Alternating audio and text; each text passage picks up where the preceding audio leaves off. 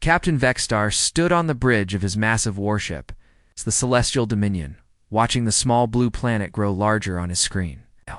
His purple skin gleamed under the ship's soft lights as he adjusted his ceremonial robes. 1,000 years his people, the Zephrians, had ruled the galaxy with wisdom and peace. They had cataloged every species, every world, every form of life worth knowing. This new world was different. His science officer, a thin creature with 4 arms, looked up from her readings with confusion in her large black eyes. "Captain, the readings are impossible," she said, her voice high and musical. "This planet should not support complex life. The gravity is too strong. The atmosphere is too dense. The weather patterns are violent beyond measure." Vexstar nodded slowly. He had read the reports during the long journey to this remote corner of the galaxy. The planet the locals called Earth was what the Council classified as a death world. These were rare planets where conditions were so harsh that no civilized species could survive. Yet somehow, life had not only survived here, but thrived. "What about the dominant species?" Vexstar asked. His officer touched her control panel with 2 of her hands. "They call themselves humans, Captain. Bipedal mammals. They breathe the planet's toxic atmosphere directly. They drink the universal solvent called water. Their bodies are dense and heavy, built to withstand crushing gravitational forces." Vexstar almost laughed. Every civilized species in the galaxy lived in controlled environments. They breathed filtered air, drank purified liquids, and avoided any form of physical stress. The idea of creatures living exposed to raw planetary conditions was absurd. "Have they achieved space travel?" he asked. "Barely, Captain. They have sent small vessels to their nearest moon and built a few orbital stations. Their technology is primitive. They still burn chemical fuels and use explosive weapons." Vexstar did laugh this time. Explosive weapons had been abandoned by civilized species millions of years ago. They were crude, dangerous, and unpredictable. Any species still using such tools was clearly far behind galactic standards. "Assessment?" he asked. "0, Captain. They pose no danger to our mission." The mission was simple. The Galactic Council needed resources, and this solar system was rich in useful materials. The 3rd planet would need to be cleared of its primitive inhabitants, but that would be easy. A standard pacification protocol would subdue the population, and then they could be relocated to a reservation world, where they could live out their simple lives in safety. Vexstar activated the communication system to contact the Galactic Council. His image appeared on screens across a dozen worlds where the Council members waited for his report. "Honored Council," he began with a formal bow, "we have arrived at the system designated Sol 3. The dominant species poses no threat to our operations. I recommend standard mining protocols." Elder Quindle, an ancient being whose species had mastered technology before most others had discovered fire, spoke from his floating chair. "Describe these humans, Captain." "They are Deathworld survivors, elder, primitive but hardy. They have adapted to survive in conditions that would kill any of us within moments. However, they lack the technology or organization to resist our incorporation of their system." "Deathworlders," another council member whispered. "How fascinating. We've not encountered such a species in over a millennium." Elder Quindell's wrinkled face showed mild interest. "Very well, Captain. Begin standard first contact procedures. Offer them the usual terms, peaceful integration into our galactic community in exchange for resource access. And if they refuse, Elder, then proceed with pacification. These primitive beings cannot be allowed to interfere with galactic progress." The communication ended, and Vexstar turned back to his crew. Everything was proceeding exactly as expected. Within a few days, this small drama would be over, and the Celestial Dominion would move on to more important duties. Meanwhile, far below on Earth's surface, Jake Peterson was having a very different kind of day. The former Marine-turned-director of Earth Defense had been expecting this moment for months. The massive alien ships had been detected at the edge of the solar system 2 weeks ago, and now they hung in Earth's orbit like silent predators. Jake stood in the underground command center buried deep beneath Denver, Colorado. The room was filled with screens showing data from satellites, ground stations, and the handful of human ships scattered throughout the solar system.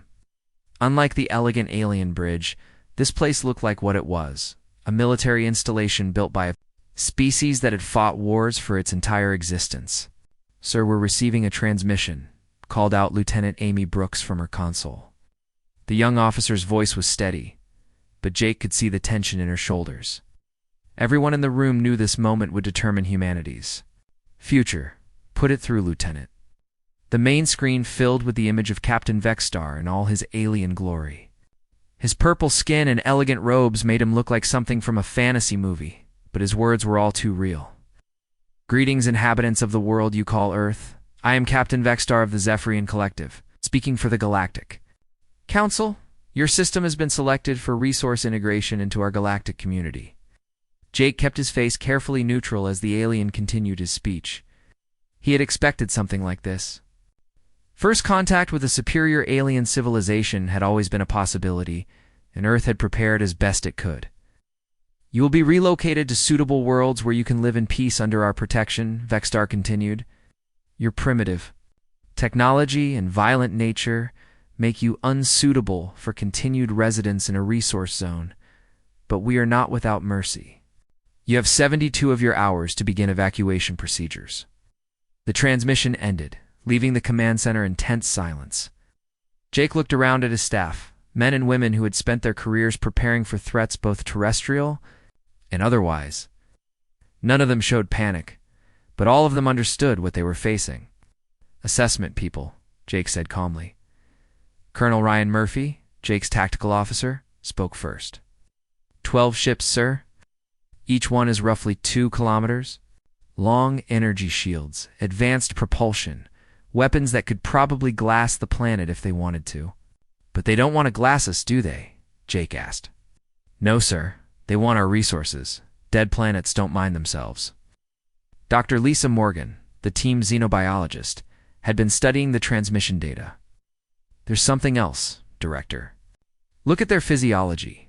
Thin bones, low muscle density, signs of life in a low-gravity environment.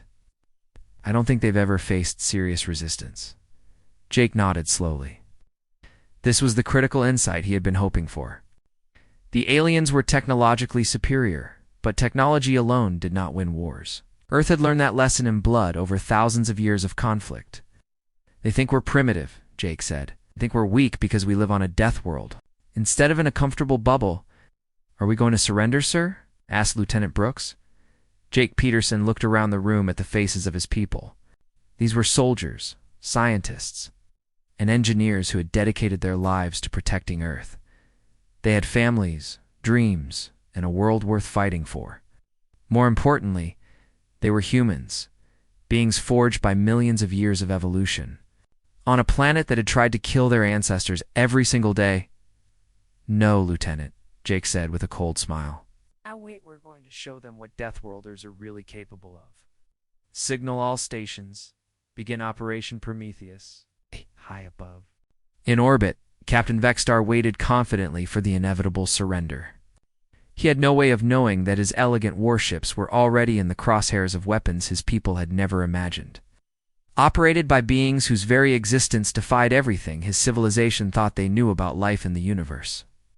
Galaxy's most dangerous species was about to introduce itself, and the introduction would be written in fire.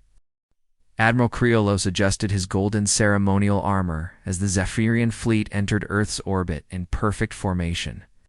His flagship, the Divine Authority, led 11 other massive vessels in a display meant to inspire awe and immediate surrender. The Admiral had overseen 47 peaceful integrations during his long career. Not once had a primitive species chosen to resist the inevitable. The 12 ships arranged themselves around Earth's equator, their elegant hulls gleaming in the sunlight. Each vessel was a masterpiece of Zephrian engineering, built more for ceremony than warfare. After 3 millennia of galactic peace, the Collective had little need for true warships. "Begin the demonstration, Commander," Kriolos ordered his second-in-command. The fleet powered up their pacification. Wise weapons designed to disable primitive technology without causing permanent damage. Oh, these devices could shut down electrical systems across entire continents, forcing quick surrenders from species dependent on basic technology. A few warning shots at uninhabited areas would show the humans their hopeless situation, but as the arrays charged, something unexpected happened. Lieutenant Colonel Amy Brooks watched the alien fleet from her position aboard the stealth ship Retribution, hidden in Earth's shadow behind the moon. The vessel was humanity's newest creation. It's built using every hard-won lesson from decades of preparing for this exact scenario. Its hull was coated with materials that absorbed energy rather than reflecting it, making it nearly invisible to the alien sensors. "They're powering weapons," reported her tactical officer, Captain Ryan Murphy. "Looks like they're planning a demonstration." Amy smiled grimly. "Perfect. Let them think they're in control for a few more seconds." She activated the communication system that connected her to similar ships positioned throughout the solar system. "All stations. This is Retribution. Operation Prometheus is now active. Fire on my mark." The aliens had made their first critical mistake. They had announced their arrival and positioned themselves in predictable orbital patterns. Worse, they had given humanity 72 hours to prepare, more than enough time for a species that had spent its entire existence fighting for survival, hidden throughout the solar system, or weapons the aliens had never encountered. Kinetic impactors' massive tungsten rods accelerated to incredible speeds using fusion drives. These simple but devastating weapons carried no energy signatures that alien sensors could detect. They were just dense metal moving very, very fast. "Target locks confirmed," Ryan reported. "All stations report ready." Amy took a deep breath. This moment would determine whether humanity lived free or died fighting. There was no middle ground. "All stations, fire." From hidden positions behind asteroids, on the far side of the moon, and from the outer planets, humanity's first strike launched simultaneously. Dozens of kinetic projectiles, each weighing several tons, and moving at a significant fraction of light speed, streaked toward the alien fleet. Admiral Krialos was reviewing the pacification demonstration when his sensor officer made a sound of confusion. "Admiral, I'm detecting multiple high-velocity objects approaching our position." "Objects? What kind of objects?" I'm not certain, Admiral. They appear to be simple masses of metal, but they're moving at impossible speeds." Krialos felt the first stirring of unease. In 47 integrations, no primitive species had ever launched anything at his fleet. Most barely had the ability to reach their own orbital space. "Time to impact." 14 seconds, Admiral. "Raise shields and prepare evasive maneuvers." But the Zephirian shields were designed to deflect energy weapons and debris, not massive objects moving at relativistic speeds. When the first kinetic impactor struck the cruiser Eternal Wisdom, passed through the energy barrier like it wasn't there. The impact was catastrophic. The tungsten rod punched completely through the alien ship, its tremendous kinetic energy tearing the vessel apart.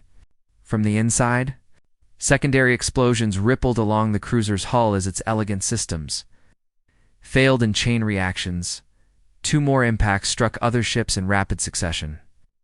The heavy cruiser Galactic Harmony simply disappeared in a flash of vaporized metal and released energy. The destroyer Swift Justice broke in half, its crew compartments venting atmosphere into space. "Impossible," Admiral Krialos whispered as he watched 3 of his ships die in the span of 30 seconds. "And no primitive species possesses such weapons." His communications officer was frantically receiving damage reports from the surviving ships. "Admiral, the Eternal Wisdom is lost with all hands. Galactic Harmony is completely destroyed. Swift Justice is breaking up. The Divine Serenity reports severe hull breaches." "Where did those weapons come from?" Krialos demanded. "Unknown." "Admiral, we detected no energy signatures, no launch platforms, nothing. They appeared to come from multiple directions throughout this system." The Admiral stared at the tactical display showing his damaged fleet. "Oh." Primitive humans had reduced his force by a quarter, and nothing in his training had prepared him for this possibility. "Sir, we're receiving a transmission from the planet," his communications officer reported. "Put it through."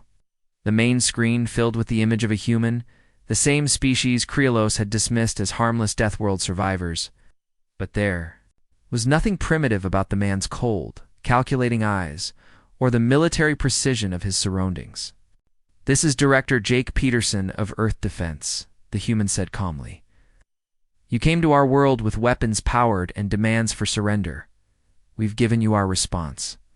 Leave our system now, and we won't destroy the rest of your ships." Admiral Kriolos felt something he had never experienced in his long life: genuine fear. This human spoke with the confidence of someone holding superior firepower. You attacked our fleet without provocation. We came in peace to offer you integration into galactic civilization. Jake's expression didn't change.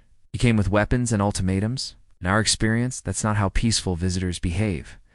You have 1 hour to begin withdrawal from our system." The transmission ended, leaving Kriolos staring at a blank screen. His science officer spoke up hesitantly. "Admiral, perhaps we should contact the Council for reinforcements." "With what report?" Kriolos snapped. "That a primitive species destroyed a quarter of our fleet in the first engagement? That these Deathworlders possess weapons technology? We don't understand?" He paused, realizing the implications. "Send a message to the Council.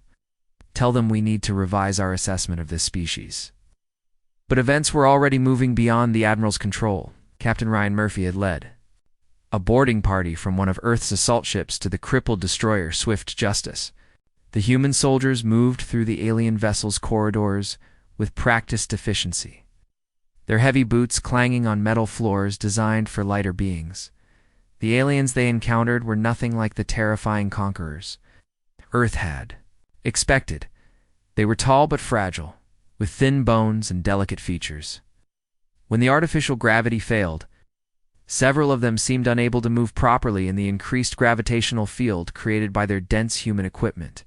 "They're built for low gravity and controlled environments," Ryan reported back to Earth Defense. "I don't think they've ever been in a real fight." The human boarding party reached the alien bridge, where they found the ship's captain, a being who looked like he might break if handled too roughly. The alien's large eyes were filled with terror as Ryan approached. "Please," the alien captain whispered. "We meant no harm. We followed standard integration protocols." Ryan studied the creature with professional interest. "Standard protocols involve threatening entire worlds with weapons, only for intimidation. We never intended actual violence." This revelation was transmitted back to Earth's defense, where Jake Peterson realized something crucial. These aliens weren't conquerors in the human sense. They were bureaucrats with superior technology who had never faced serious resistance. Their entire approach to galactic expansion was based on overwhelming technological superiority and the assumption that primitive species would surrender rather than fight. They had never encountered a species that considered dying in battle preferable to living in chains. Admiral Kriolos made his final mistake when he decided to contact the planet directly. "Human Peterson," he said when the communication link opened. "Perhaps we can negotiate. Surely we can reach some arrangement that benefits both our species." Jake looked at the alien admiral for a long moment. "You came to take our world and relocate our people. What exactly is there to negotiate? We could offer you technology, knowledge, a place in galactic civilization, at the cost of our freedom and our home. Your home is a death world.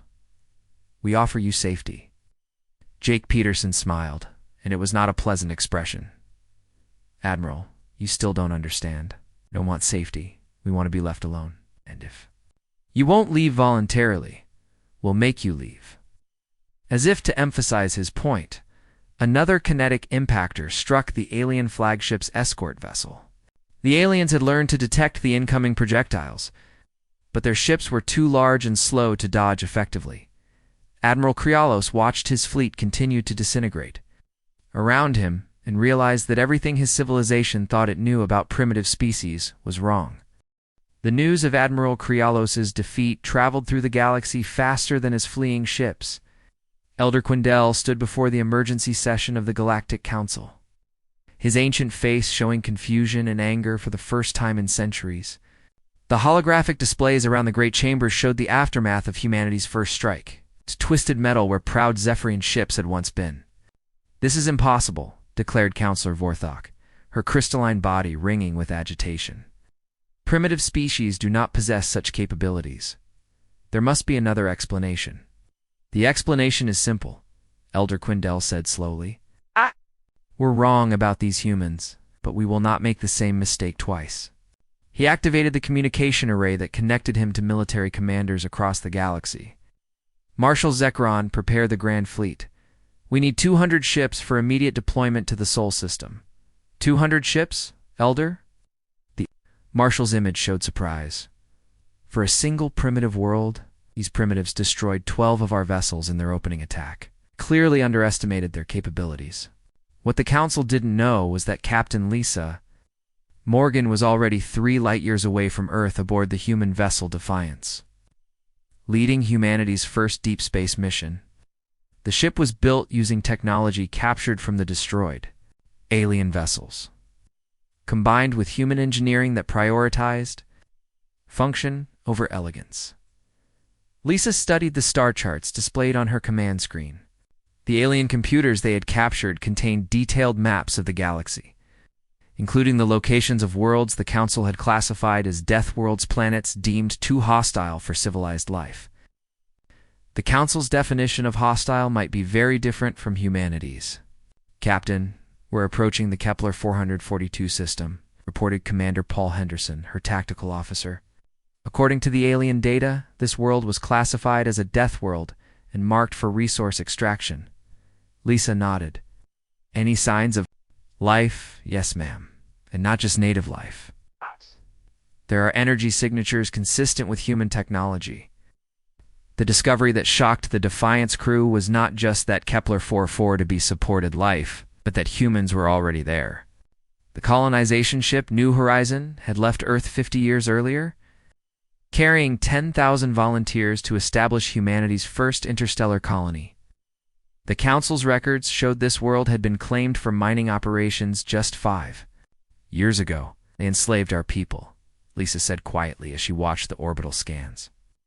The planet's surface showed massive mining operations surrounding small human settlements. Open communications with the colony. The face that appeared on screen belonged to a man Lisa barely recognized as human. Governor Alex Rivera had been in charge of the New Horizon colony, but 50 years on a high-gravity world with dangerous weather had changed him. His bones were denser, his muscles heavier, and his eyes held the hard look of someone who had fought to survive every day. Earthship, Alex said, his voice carrying barely contained hope. Please tell me you're really there. We're here, Governor. What's your status?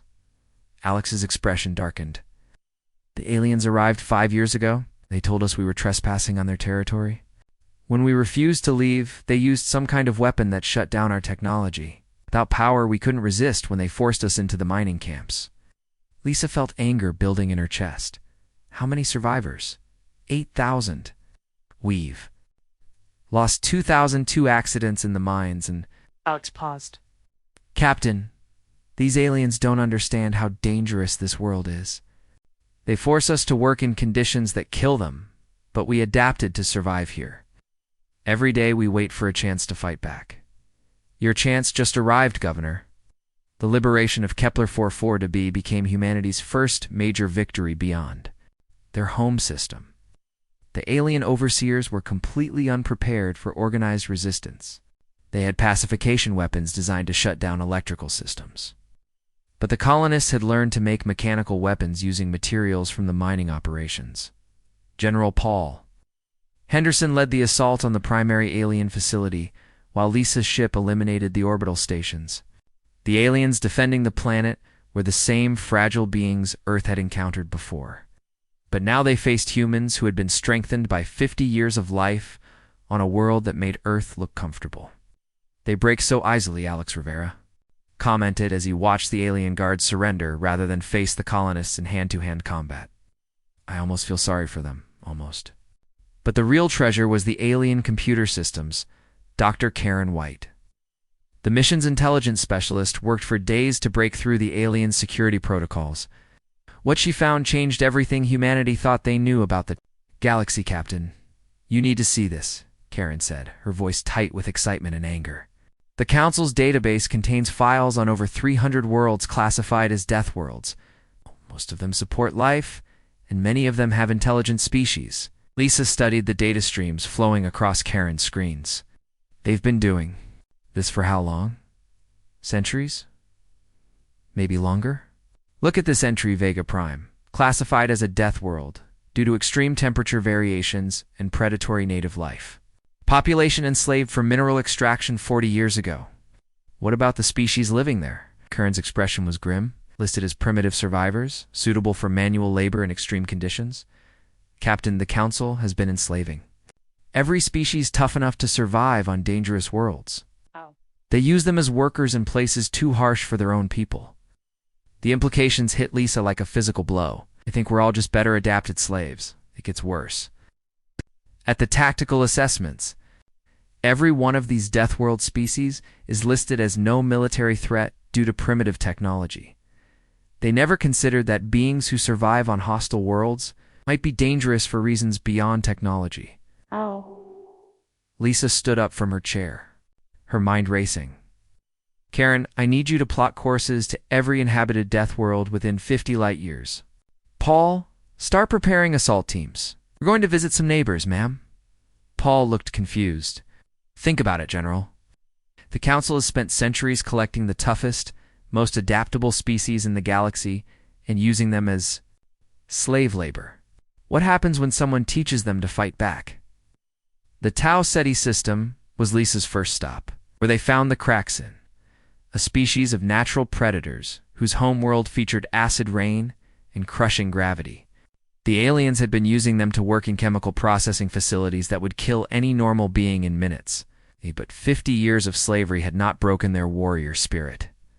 Commander Alex Rivera, serving as Lisa's diplomatic specialist, made first contact with the Kraxin leader, a massive creature whose natural armor could stop most conventional weapons. The conversation was conducted through translation devices captured from alien ships.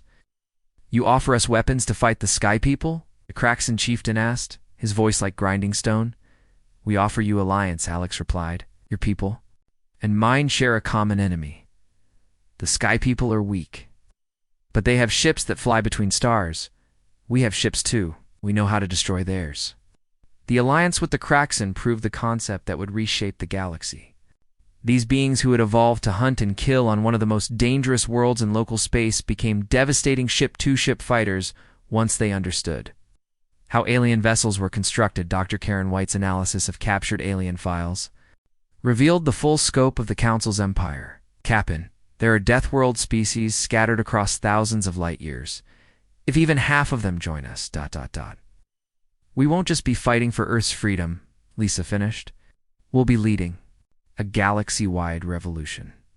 The volcanic world of HD 164,595c yielded the Vorthok, silicon-based beings who thrived in temperatures hot enough to melt steel. The ice world of Ross 128b was home to the Theses, creatures who had adapted to conditions that would freeze most. Liquid solid. Each species had been classified as primitive by the Council, but each brought unique capabilities that made them formidable allies. Major Helen Davis, leading the diplomatic mission to the Vorthok homeworld, found herself in underground cities carved from living rock. The Vorthok had maintained their technology despite alien suppression, hiding it deep in their planet's molten core where Council forces couldn't reach. Your people fight the Starkillers? Asked the Vorthok Prime, a being whose body glowed with internal heat. This is good. You've waited long for this day. Starkillers. Those who kill worlds with their mining. Those who take the strong to work in their soft places. We remember when our sky was full of their ships. Helen realized she was looking at a species that had been preparing for rebellion much longer than humanity had existed. What do you need to join us? Only targets, human friend. Only targets. Back in Council space, Elder Quindell was receiving reports that made less sense each day. Human ships were appearing throughout the galaxy. But instead of expanding their territory, they seemed to be liberating Death World populations. They're building an army, Marshal Zephr reported during an emergency meeting. Every world they visit, every species they contact, joins their cause. Possible. Primitive species cannot coordinate across galactic distances. The meeting took place on the frozen world of Proxima Centauri b, where the temperature never rose above freezing and the wind never stopped howling. It was the perfect location for a gathering that the Galactic Council could never have imagined. Representatives from 23 Deathworld species sitting together as equals. Planning the downfall of a galactic empire, Commander Alex Rivera pulled his thermal suit tighter as he walked through the ice tunnels carved by the Terran survivors. These humans had left Earth 200 years ago aboard the colony ship Endurance. The harsh world had changed them in ways that amazed even their Earth-born cousins. They were taller, stronger, and their eyes had adapted to see clearly in the constant twilight of their frozen world. "The Council thinks we're animals," said Colonel Sam Rodriguez, the leader of the Proxima settlement. His voice carried the weight of generations who had fought to survive on a world that tried to kill them every day. "They look at us and see tools that can work in places they can't go. They never considered that tools might decide to fight back." The conference room was filled with beings that represented the galaxy's most dangerous worlds. Major Helen Davis sat beside Kraxan warriors whose natural armor could stop energy weapons. The Vorthok delegation glowed with internal heat that made the air shimmer around them. These moved silently through shadows, their pale skin nearly invisible against the frozen walls. But the most shocking discovery came from Dr. Karen White's latest intelligence reports. "The Council's archives go back 5,000 years, she announced to the assembled representatives. In that time, they've encountered and enslaved over 400 Deathworld species. Most are extinct now, worked to death in mines and factories." A low growl came from the Kraxan section. Their leader, a massive being called War Chief Grakthar, spoke through translation devices stolen from Council ships. "The Star Poisoners killed our cousin tribes, entire species," Karen confirmed. "Beings who survived ice ages, volcanic periods, asteroid impacts, and alien invasions. The Council used them up and threw them away." Captain Lisa Morgan stood up. From her seat at the head of the table, around her were gathered the representatives of species that had never met before, brought together by shared suffering and a common enemy. "That's why we're here, not just to free ourselves, but to make sure this never happens again." The Vis's representative, a pale creature whose body temperature ran so cold that frost formed around her, spoke in a voice like winter wind. "Revenge, hunger burns in this hearts. Council flesh will freeze in our grasp. This isn't about revenge," Lisa said carefully. "This is about survival. The Council sees Deathworld species as expendable resources. As long as they exist, they'll keep enslaving and destroying species like ours." War Chief Grakthar's laugh sounded like rocks falling down a mountain. "Human friend speaks of survival, but Kraxan smell hunts scent in her words. This is good. Prey that fights back lives longest." The truth was that humanity had discovered something the Council had missed in 5,000 years of galactic rule. The species that survived on Deathworlds didn't just develop physical adaptations, they developed mental ones. They learned to think like predators, to plan for survival, and to work together when facing overwhelming odds. Colonel Sam Rodriguez activated a holographic display showing the galaxy. Red dots marked Council strongholds, while blue ones showed liberated Deathworlds. We've been reactive so far, responding to Council moves. But they're massing the Grand Fleet over 200 ships heading for Earth. We need to change tactics. "What do you suggest?" asked Commander Rivera. "We stop playing defense and start hunting. The Council rules through fear and overwhelming force. What happens when their strongest worlds start falling?" Dr. Karen White pulled up detailed files on Council core systems. "I've been studying their infrastructure. Most Council species live on garden worlds, perfect climates, no dangerous weather, no predators. They've never had to adapt to real threats." Major Helen Davis leaned forward, studying the data. "You're saying they're soft targets?" "I'm saying they've never faced an enemy that thinks like we do. Look at their military doctrine. It's all about intimidation and technological superiority. They don't understand asymmetric warfare because they've never needed to." The Vorthok delegate, whose name translated roughly as Firebringer, spoke up. "Vorthok knowledge includes starship building, Council metal weak against heat death weapons." War Chief Grakthar nodded approvingly. Cracks in boarding claws pierce starship hulls like paper skin. Council warriors break easily in close combat. Lisa Morgan looked around the table at the assembled representatives. Each species brought unique advantages. The Craxen's natural weapons and armor. The Vorthex's ability to survive in environments that would melt most materials. The Tice's stealth capabilities in cold environments, and humanity's tactical thinking and technology adaptation. We're going to split the Grand Fleet's attention, she decided. While they're focused on Earth, we hit their core worlds simultaneously. The galaxy that the Council isn't invincible. The planning took 3 days, but the result was a strategy unlike anything the galaxy had seen. Instead of massing forces for large battles, the Deathworld Alliance would strike at multiple targets using small, fast ships crewed by beings who could survive in environments that would kill Council forces. Colonel Rodriguez outlined the first phase. Zephr Prime is their capital, but it's too heavily defended for a direct assault. Instead, we target their industrial worlds. The Vorthok can handle the forge worlds where they manufacture ship components. Visas can infiltrate their research stations in deep space. The Craxen will take their military academies and Earth's forces. Rivera will handle the Grand Fleet when it arrives. But by then, the Council will be fighting fires across half the galaxy. The first joint operation took place at the mining world of Regulus 7, where 3 species worked together for the first time. Human ships provided long-range fire support, while Craxen warriors boarded Council vessels and Vorthok infiltrators sabotaged ground installations using their ability to survive in the planet's molten environment. Lieutenant Mike Johnson watched from the bridge of the assault ship Retribution as Craxen warriors tore through Council ship hulls with their bare claws. I've never seen anything like it, he reported to Earth Command. They don't use weapons. They are weapons. The Council defenders were completely unprepared for enemies who could survive in hard vacuum long enough to breach hull plating, or who could walk through temperatures that would vaporize normal beings. Their elegant ships and sophisticated weapons were useless against foes who had evolved to survive anything the universe could throw at them, Commander.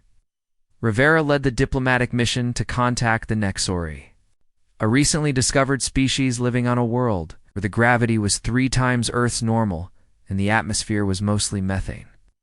The Council had been using them as heavy-lift workers in their deepest mines. The Startakers spoke of peace. The Nexori leader communicated through chemical signals that human computers translated. But peace words came with chains and death work. We offer something different, Rivera replied. We offer you the chance to fight back. The Nexori's response was immediate and violent. Within hours of making contact with the Alliance, they had destroyed every Council installation on their world using improvised weapons made from mining equipment. Their strength adapted to crushing gravity made them capable of tearing apart alien technology with their bare hands. Dr. Karen White's analysis of each new alliance revealed the same pattern. Every Deathworld species the Council enslaved represents a different type of threat. The Nexari are living siege engines. The Vorthok are perfect saboteurs. The Visas are natural assassins. The Craxen are living weapons. And humans? Asked Lisa. We're the coordinators. We think tactically, we adapt quickly, and we know how to make different species work together. We're turning the Council's own strategy against them. Admiral Steve Collins, newly appointed commander of Alliance forces, studied the growing tactical reports. In just 6 months, the Deathworld Alliance had grown from a human defense force to a galaxy-spanning military organization. More importantly, they were winning. The Council's forces are spread too thin, he reported during a strategy meeting, trying to protect everything and ending up protecting nothing effectively. Every time they reinforce one target, we hit 3 others. But the real transformation was happening at the cultural level. Species that had been isolated for centuries were learning to fight as one unit. Craxen warriors taught human soldiers close combat techniques. Human engineers helped Vorthok technicians improve their heat-based weapons. Theis's scouts provided intelligence that allowed precise strikes on Council positions. War Chief Dark expressed it best during a joint training exercise. Before Star Poisoners came, Craxon hunted alone on Deathworld. Now Craxon hunts with pack brothers across. Starsea, this is better hunting. The psychological impact on the Council was devastating. For 5,000 years, they had been the undisputed masters of the galaxy. Now, their most basic assumptions about power and control were being challenged by beings they had dismissed as primitive animals. Fleet Admiral Nicole Thompson stood on the bridge of the flagship New Terra, watching the largest armada in galactic history prepare for the final assault. Around her stretched a fleet unlike anything the universe had ever seen, ships built by Deathworld engineers, crewed by beings who had survived the impossible, coordinated with tactical precision born from millions of years of predator evolution. The target was Zephr Prime, Council's capital world, home to 50 billion beings who had never known war, hunger, or fear. It was a garden world of perfect weather and controlled environments, defended by automated systems designed to intimidate rather than fight. The Council's leaders had retreated there, believing their technological superiority would protect them. From the primitive uprising spreading across the galaxy, they were about to learn how wrong they were. "All fleet elements report ready, Admiral," announced Captain Matt Johnson from his position at the tactical station. The former Marine had adapted quickly to ship-to-ship combat, but his eyes still held the hard look of someone who had fought in Earth's ground wars. Craxon assault ships are in position.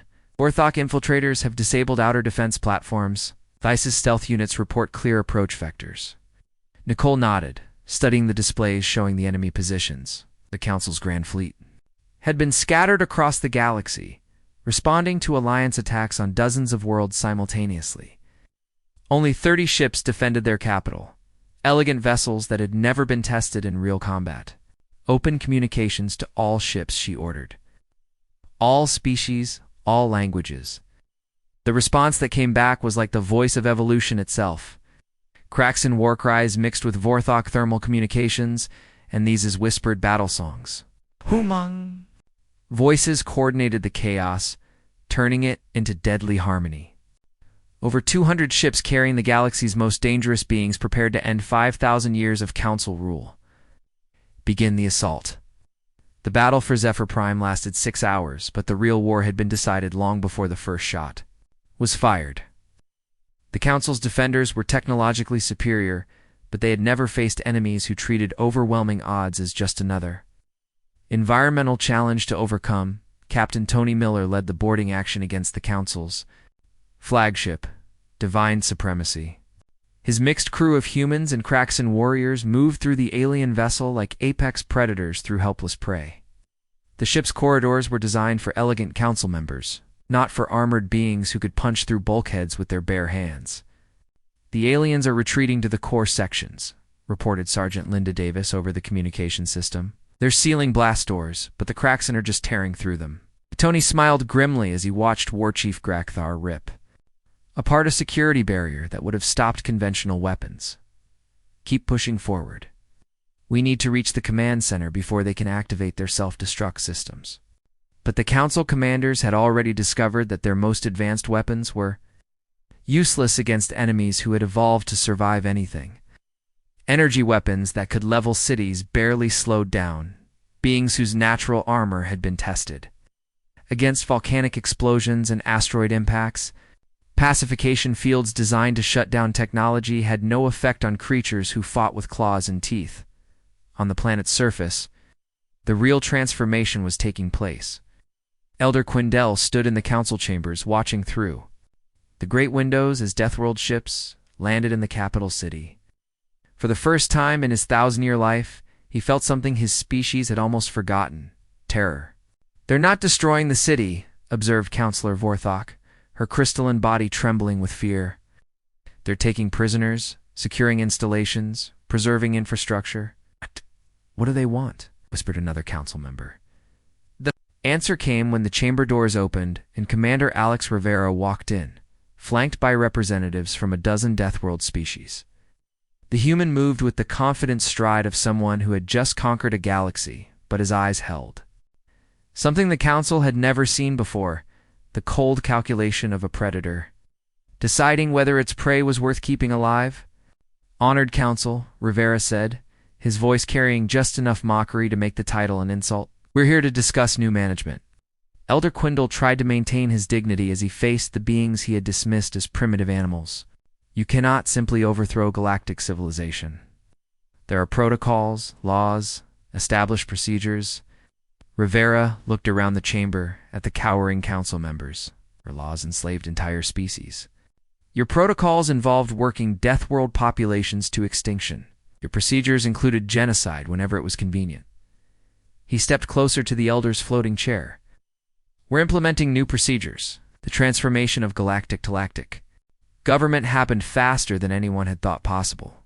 Within a month, the old council structure was completely dismantled and replaced with something the galaxy had never seen, a merit-based system where a species' place in the hierarchy was determined by their ability to survive and contribute, rather than their technology or age. Admiral Jennifer Scott established the first integrated command structure on the former council homeworld. The new galactic government was housed in buildings designed by Vorthok engineers who understood structural integrity, defended by Kraxan warriors who knew how to fight, and administered by humans who had learned to coordinate different species. Effectively, the old council ruled through fear and technology, Jennifer explained to the assembled representatives of over 300 species. "We're going to rule through strength and competence. If you can contribute to galactic security and prosperity, you have a place here. If you can't, you'll be protected, but you won't make decisions for others." The former council species were not destroyed or enslaved. Instead, they were given the opportunity to learn what every Deathworld species already knew: that survival required effort, adaptation, and the willingness to fight for what you valued. Some rose to the challenge and earned places in the new order. Others chose comfortable retirement on their garden worlds, content to let stronger beings handle the dangerous business of governing a hostile universe. General Paul Henderson oversaw the liberation of the final Deathworld populations. Deeper regions of council space, they found species that had been enslaved for so long they had almost forgotten they were prisoners. The Korthani had been mining asteroids in space so cold it would freeze most gases solid, while the Dexmori had been working in gravitational fields that would crush normal beings flat. "Every one of them is another weapon in our arsenal," Paul reported to the new Galactic Command. The Council spent thousands of years collecting the most dangerous beings in the universe and teaching them to hate their oppressors. They built their own destruction and never realized it. But the real change was happening at a deeper level. The galaxy had operated under the assumption that technological advancement meant moving away from natural dangers and physical challenges. The Deathworlders proved that the opposite was true, that species became stronger and more capable when they faced adversity rather than avoiding it. Dr. Karen White, now heading the new Galactic Research Division, published studies that revolutionized understanding of species development. "Comfort breeds weakness," she wrote in her reports. Every species that retreated to perfect garden worlds became less adaptable, less innovative, less capable of handling real challenges. The Deathworld species were the only ones still evolving. The former council territories were reorganized, based on practical considerations rather than political ones. Harsh worlds were governed by species adapted to them. Dangerous regions of space were patrolled by beings who thrived on risk. Research and exploration were handled by species curious and aggressive enough to seek out new challenges. Captain Mike Rodriguez, exploring the galactic rim with a mixed crew of humans and allied species, sent back reports that excited the new government. "There are threats out here the Council never told anyone about," he transmitted from the edge of known space. Hostile species, dangerous phenomena, entire regions that would have destroyed their elegant fleets.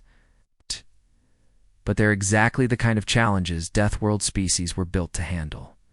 The transformation was so complete that within 5 years, most galactic citizens couldn't imagine how the old system had ever worked. The idea of beings who had never faced danger making decisions for species who fought for survival every day seemed absurd. The concept of avoiding challenges rather than conquering them was treated as a historical curiosity. Admiral Nicole Thompson, now commanding the Galactic Defense Forces, stood on the observation deck of the orbital station above. Zephr Prime and watched ships from 100 worlds conducting training exercises. Kraxan warriors sparred with human marines. Vorthok engineers worked alongside these as technicians. Species that had never met before the war now fought and worked together as naturally as pack hunters. The council was right about one thing, she said to her aide, Commander Lisa Chen. They didn't know who was coming when they first detected us. But I don't think they could have imagined in their worst nightmares what Deathworlders were really capable of.